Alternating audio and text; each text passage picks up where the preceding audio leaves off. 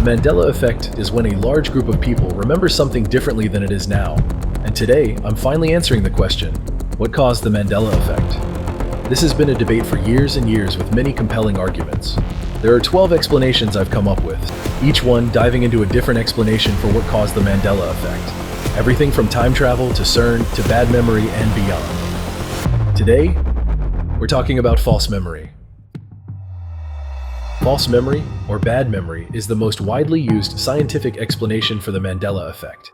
The claim is that everyone is wrong and is simply misremembering all these details the same way all over the world, that it's all just a massive coincidence and it comes from the fallibility of human memory.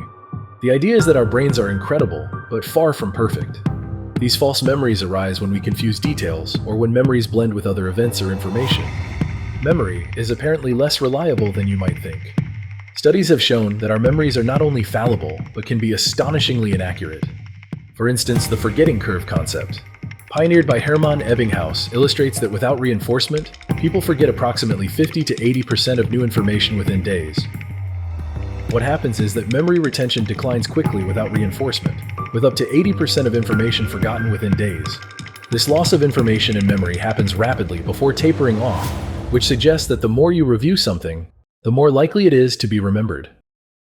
Ebbinghaus's studies emphasize that repeated learning sessions can significantly flatten this curve and enhance long-term memory retention, which makes one wonder if the Mandela Effect is simply a case of not remembering every detail.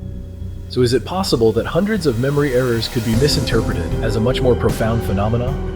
This makes up the mainstream argument against the Mandela Effect. Its entire basis is that these hundreds and hundreds of examples of the Mandela Effect are actually not true, and we all just collectively misremembered them. Another angle regarding the idea of bad memory is memory manipulation. Memory manipulation is another fascinating and somewhat unsettling phenomenon. It can occur both unintentionally and intentionally through techniques such as suggestion and manipulation. Memory researchers have long speculated that certain tactics may lead people to recall crimes that never occurred, and thus could potentially lead to false confessions. In fact, in a 2015 study, researchers used techniques that led about 70% of participants to develop false memories of having committed a crime in their youth, and this was only after 3 interviews. As bizarre as this sounds, it's true. With suggestive memory retrieval techniques, participants were induced to generate criminal and non-criminal emotional false memories. Then these false memories were compared to true memories of actual emotional events. The conclusion was that 70% of participants were classified as having false memories of committing a crime, such as theft, assault, or assault with a weapon, that led to police contact in early adolescence. Not only that, those 70% of participants actually volunteered a detailed false account of what happened, even though those events never actually happened. Meaning suggestion seemingly created these false events. The reported false memories of crimes were similar to false memories of non-criminal events and to true memory accounts, which showed that these false memories even had the same kinds of complex descriptive and multisensory components as their real memories.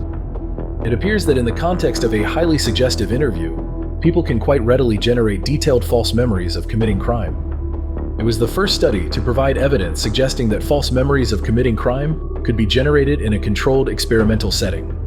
So we know for a fact that these collective false memories emerge, but the real question is, why do so many people remember the same event or fact inaccurately?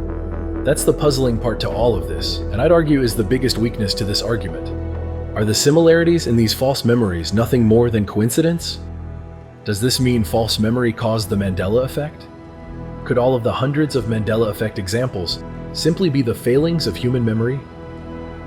Let me hear your thoughts in the comments below. Be sure to look forward to the next episode, where I'll tackle another possible explanation for what caused the Mandela Effect.